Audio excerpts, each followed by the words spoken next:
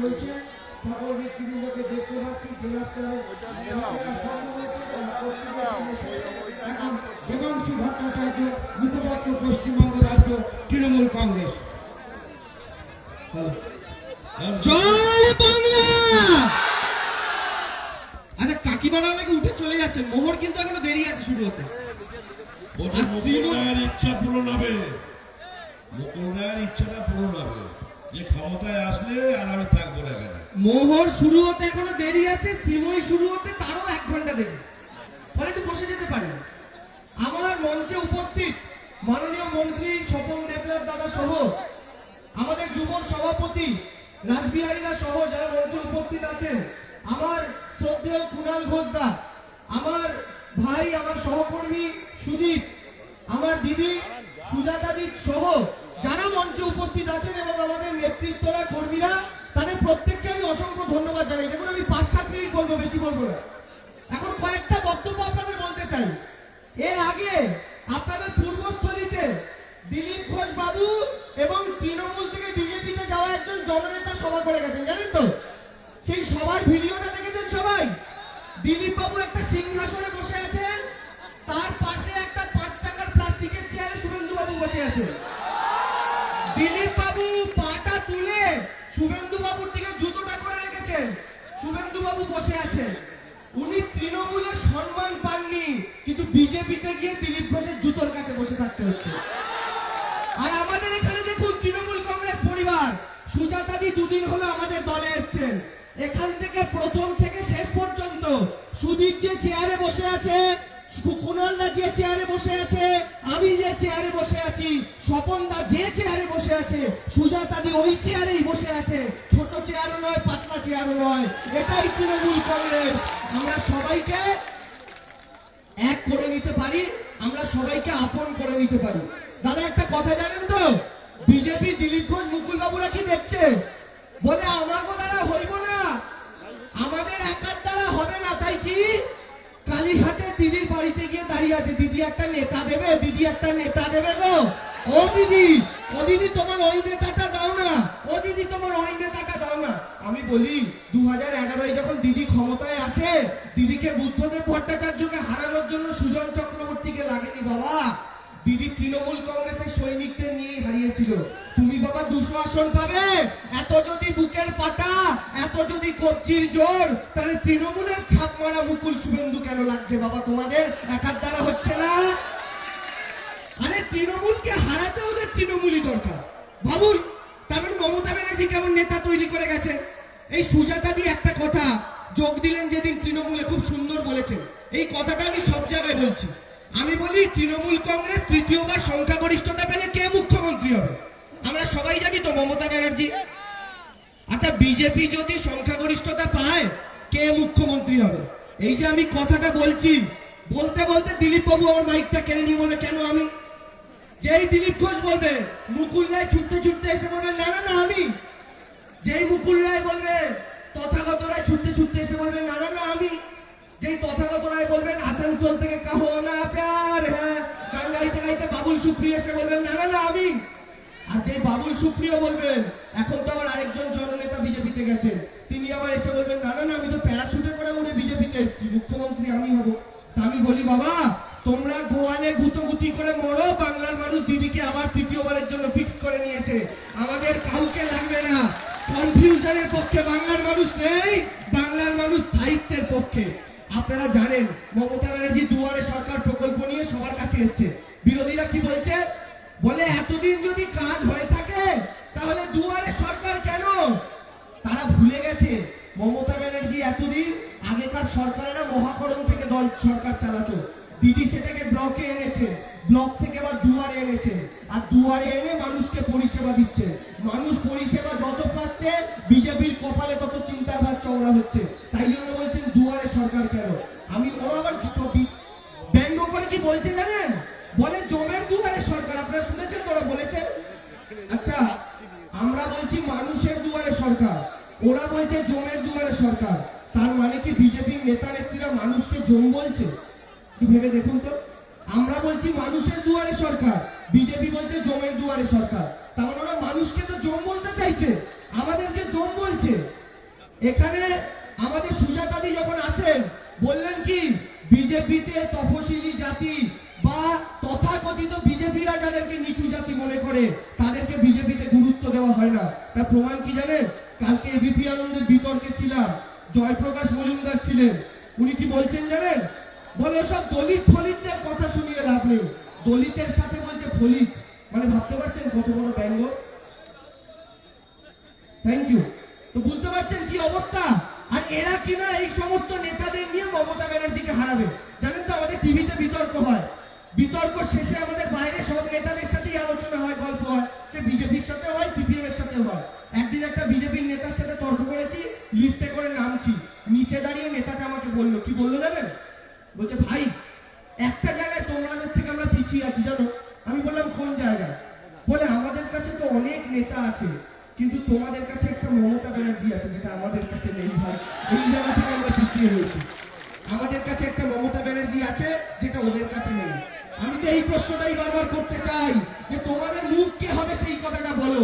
আরে সে মুখ হবে সেই দিলীপ ঘোষ যিনি লিটার লিটার গরুর দুধ দুইয়ে কিলো কিলো সোনা বার করছেন না। তাহলে কি সেই মুকুল রায় যাকে এতদিন বলেছিল চোর? আপনারা ভাবুন, আমাদের এক সময় এই রাজ্যের আমাদের তৃণমূল যুব কংগ্রেসের সভাপতি ছিলেন শুভেন্দু বাবু। শুভেন্দু বাবুকে সরিয়ে কাকে করা হলো? সৌমিত্র খাঁ বাবুকে। তিনি যখন তৃণমূল কংগ্রেস করতেন বিজেপিরা কি অভিযোগ করত? বলতেন সৌমিত্র বাবু তো তোলাবাজ, বিষ্ণুপুরে তোলাবাজি করেন। আজকে তিনি বিজেপির সাংসদ, বিজেপিতে গেছেন, আমাদের সুজাতাদি তাকে জিতিয়েছেন, তিনি হয়ে গেছেন সাধু। বিজেপি কি আজকে তাহলে সুজাতাদিদের কাছে হাত জোড় করে ক্ষমা চেয়ে বলবে সেদিনকে সৌমিত্র বাবুদের তোলাবাজ বলে ভুল করেছি? আমি জানতে চাই, এতদিন মুকুল বাবু ছিলেন তোলাবাজ, বিজেপিতে গিয়ে সাধু। এতদিন শুভেন্দু অধিকারী ছিলেন নারদার ঘুষখোর, বিজেপিতে গিয়ে সাধু। শঙ্কু পান্ডা ছিলেন তোলাবাজ, বিজেপিতে গিয়ে সাধু। কি সাবান ব্যবহার করছে রে ভাই ওরা। দাউদ ইব্রাহিম কালকে বিজেপির পতাকা নিয়ে যোগ দেবে। যদি লাদেন বেঁচে থাকতো না, লাদেনকেও নরেন্দ্র মোদী পতাকা ধরিয়ে বলতেন এর চেয়ে বড় দেশভক্ত আর হতে পারে না, লাদেনকেও বিজেপিতে ঢুকিয়ে নিতেন। এইভাবে এদের দেশ চলছে, এইভাবে ওরা রাজ্য চালাচ্ছে। আর মমতা ব্যানার্জিকে কাউন্টার করছে, মমতা ব্যানার্জির সাথে লড়াই করছে। তাই আপনাদের বলি, সবাই সংঘবদ্ধ থাকুন, সবাই একসাথে লড়াই করুন। মনে রাখবেন ওরা ক্ষমতায় আসবে, ওদের প্রথম টার্গেট কি জানেন? এই বাংলার মাটিতে এনআরসি করবে। এই যে ঝড়ে অনেকের কাগজ উড়ে চলে গেছে, বন্যায় অনেকের কাগজ ভেসে চলে গেছে। যদি বলে দাদুর জন্ম সার্টিফিকেট দাও, কেউ দিতে পারবো? কেউ দিতে পারবো না আমরা। কিন্তু বিজেপি ওই প্ল্যানটা করছে, ওরা আসামে করেছে। এখানে এসে আপনাদের বলবে হিন্দু মুসলমান, হিন্দুকে বলবে তুমি আমায় ভোট দাও, মুসলমানকে আরেকজনকে পাঠিয়ে বলবে ভোট দাও। কিন্তু আসলে এটা হচ্ছে দেশ বিক্রির কৌশল। কদিন আপনাদের বর্ধমান জেলা সবচেয়ে বেশি শস্য উৎপাদন করে, সবচেয়ে বেশি চাল আলু আপনারা উৎপাদন করেন, তাই আমরা বাড়িতে খেতে পাই। এখানে বহু মানুষেরা আছেন যারা চাষবাস করেন। আপনারা সবাই জানেন তো দিল্লিতে চাষিরা, কৃষক ভাইরা ধর্ণা দিচ্ছে। আর সেই ধর্ণায় ঠান্ডায় 33 জন কৃষক ভাই মারা গেছে। কিন্তু অমিত শাহ কি করছেন? দিল্লিতে গিয়ে কৃষক ভাইদের কাছে যাচ্ছেন না, বাংলায় আসছেন, বাঁকুড়া, বিষ্ণুপুর, বর্ধমান যেখানে খুশি যাচ্ছেন, গিয়ে গিয়ে লোকের বাড়িতে পাত পেরে খেয়ে আবার বাড়ি চলে যাচ্ছেন। ভাবেন, আপনারা আলু ফালাচ্ছেন আর সেই আলুটা আপনাদের 50 টাকায় কিনতে হচ্ছে। হয়নি মায়েরা? আলুর দাম 50 টাকা হয়েছিল, পেঁয়াজের দাম বেড়েছিল, গ্যাসের দাম বেড়েছে। কেন হয়েছিল জানেন? মোদিজি এসেন্সিয়াল কমোডিটিসের তালিকা থেকে এগুলোকে বাদ দিয়ে দিয়েছে। আমি প্রথমে ভাবলাম আলু, চাল, পেঁয়াজ তো প্রয়োজনীয়, মোদিজি এটাকে তালিকা থেকে সরালো কেন? তারপরে বুঝেছি কেন সরিয়েছে। আরে যারা গরু গোবর আর ঘাস খেয়ে থাকে তারা চাল ডালের মূল্য কি করে বুঝবে বলতে পারে? তাদের কাছে চাল ডালের কোনো গুরুত্ব নেই। দিনের বেলা গোমূত্র খাচ্ছে, রাতে রুটি দিয়ে গোবর আচারের মতো খাচ্ছে। রাজ্যে রাজ্যে যান, বাংলায় এলে ভাতটাও খেতে পারবেন কিনা সন্দেহ। বলবে গোবর দিয়ে নুন দিয়ে ভাত মেখে খাও, ওই দিনটাই আসবে। এইরকম অবস্থা ওদের চলছে। আর এরা আমাদের বাংলায় এসে ভাষণ দিচ্ছে, বাংলায় এসে জ্ঞান দিচ্ছে কিভাবে সরকার চালাতে হবে না চালাতে হবে। বন্ধুরা, আপনি আলুর দাম জিজ্ঞাসা করতে যাবেন, ওরা আপনাকে ধর্ম গেলাবে। পেঁয়াজের দাম জিজ্ঞাসা করতে যাবেন, ওরা হিন্দু মুসলমান গেলাবে। আর বিজেপি একটা ভগবানের নামে স্লোগান দেয় না, কি বলে? হ্যাঁ বলে তো। আগের দিন আমাদের জননেতাও বলেছেন দুহাত তুলে, এখন দিন বলতেন গান্ধীবাদ সুভাষবাদ জিন্দাবাদ, আর এখন আবার ওখানে গিয়ে দুয়ার তুলে ভগবানের নামে স্লোগান দিচ্ছেন। এখানে যারা হিন্দু মা কাকিমা দাদারা আছেন, যারা তৃণমূল কংগ্রেসটা করেন, আপনাদেরকে একটা জিনিস শুধু বলতে চাই, বিজেপির যদি কোনো নেতা নেত্রী এই ভগবানের নামে আপনাদের কাছে হাত তুলে স্লোগান দেয়, আপনারা এই উত্তরটা দিতে পারবেন তো সবাই, যেটা দেখাবো এখন? ওরা ভগবানের নামে স্লোগান দেয় তো? যখন দেখবেন বিজেপির একজন এই স্লোগানটা দিতে দিতে যাচ্ছে, তাকে আগে দাঁড় করিয়ে বলবেন কান ধর তুই। বলবে কেন কান ধর? বলবি দেখ, পায়ের জুতোটা খুলবেন, পায়ের জুতোটা খুলে ওদের দেখাবেন যে দেখো ভাই, খালি পায়ে দাঁড়িয়ে হাত জোর করে বলতে হয় জয় শ্রীরাম, জুতো পরে ভগবানের নাম দেওয়া যায় না। ওই মূর্খগুলো সেই জিনিসটা জানে না। ওরা জুতো পরে ঠাকুরের নাম নেয়। মা কাকিমারা, আমাদের ঠাকুমারা দেখতে পাচ্ছি, ঠাকুমা ছোটবেলায় শিখিয়েছিল মন্দিরে উঠতে গেলে সিঁড়িতে প্রণাম করে উঠতে হয়, তাই তো? ভগবানের ধ্যান বাসি কাপড়ে খাওয়া জামায় করা যায় না, তাই তো? কিন্তু ওই বিজেপির লোকগুলো মুখে গুটখা দিয়ে মদ খেয়ে জুতো পরে লাল নীল চুল নিয়ে জয় শ্রীরাম বলে বেড়াচ্ছে। তার মানে কি জানেন? রামের প্রতি ওদের ভক্তি নেই, ওরা রামকে ভোটে কাজে লাগিয়ে পদ্ম ফুলের চাষ করতে চায়। তার মানে আসলে ওদের ভক্তি নেই, ওরা আসলে রামচন্দ্রকে নিয়ে ছেলে খেলা করে। আপনাদের এর বিরুদ্ধে লড়াই করতে হবে। ওরা ধর্মে বিভেদ যত করবে, আপনি একটাই প্রশ্ন করবেন, ভাই আমি বিজেপিকে ভোট দেবো একটাই শর্তে। কি শর্ত? গ্যাস ডেলিভারি বয়টা যখন গ্যাস দিতে আসবে, আমি জয় শ্রীরাম বলবো ডেলিভারি বয়কে দেখিয়ে। 700 টাকার গ্যাসটা আমার থেকে যদি 100 টাকায় নেয়, আমিও বিজেপিকে ভোট দেবো। আমি সবজির দোকানে যাব, সবজিওয়ালাকে বলবো 2 কিলো আলু দিন, 50 টাকা কিলো আলু, দামটা বেড়েছিল। তখন ও যদি 2 কিলো আলু আমায় দেয়, দিয়ে যদি আমি জয় শ্রীরাম বলার পর আমায় 20 টাকায় সেই আলুটা দেয়, আমিও বিজেপিকে ভোট দেবো। দেবে? দেবে? পেঁয়াজের দাম যখন বেড়েছিল 100 টাকা কিলো, আমি তো বলছি বিজেপিকে ভোট দেবো। পেঁয়াজ কিনতে গিয়ে আমি জয় শ্রীরাম বলবো, আমাকে 100 টাকা কিলো পেঁয়াজটা 15 টাকায় দেবে তো? দেবে না। তাহলে রামের নাম করলে দাদা পেট ভরে না, পেট ভরে যে 2 টাকা কিলোর চালে, সেটা দিচ্ছে আমাদের নেত্রী মমতা বন্দ্যোপাধ্যায়। দাদা, আপনি জয় শ্রীরাম বলতে বলতে বাইকটা নিয়ে ট্রেনের মধ্যে ঢুকে গেলেন, আপনার হাতটা কেটে গেল, চিকিৎসা করাতে যে সরকারি হসপিটালে যাবেন, ওর ফ্রি চিকিৎসাটা দিচ্ছেন আমাদের মমতা বন্দ্যোপাধ্যায়। যাবেন কোথায় দিদিকে ছেড়ে? সুতরাং আমাদের কিন্তু উন্নয়নের পক্ষে থাকতে হবে, কাজের পক্ষে থাকতে হবে। আর নরেন্দ্র মোদী দেশ বিক্রি করে দিচ্ছেন। এখানে মা কাকিমারা সিমই দেখেন, দেখেন, আচ্ছা হাত তুলুন তো, কারা সিমই দেখেন মা কাকিমারা? এই এত কম, আমি জানতাম সিমইর অনেক ফ্যান। আচ্ছা অনেকেই দেখে। আচ্ছা আপনারা দেখেছেন জুন আন্টির কাছে যখন জুন আন্টির শাশুড়ি বাড়িটা লিখে দিল, জুন আন্টি বাড়িটা বিক্রি করে দিচ্ছিল, সিমই কি আজকাল দেখেছেন তো? আপনারা নরেন্দ্র মোদীকে ভোট দিয়ে দেশটাকে জিতিয়েছেন, নরেন্দ্র মোদী দেশটাই বিক্রি করে দিচ্ছিল। কিন্তু সিমইর মতো মমতা ব্যানার্জি গিয়ে হাতটা ধরে আটকাবে, দেশটা আমি বেচতে দেবো না, দেশটা আমি বিক্রি হতে দেবো না। তাই আপনাদের সংঘবদ্ধ থাকতে হবে, আপনাদের এক জায়গায় থাকতে হবে, লড়াই করতে হবে। বলবেন দেশটাকে চিবিয়ে ছাড়খাড় করেছো, এই বাংলার মাটিতে হতে দেবো না। ময়রা আপনাদের ভালো লাগে, আজকে আপনারা নিশ্চিন্তে বাইরে বেরোতে পারেন। কিন্তু বিজেপির রাজ্যগুলোতে কি হয়?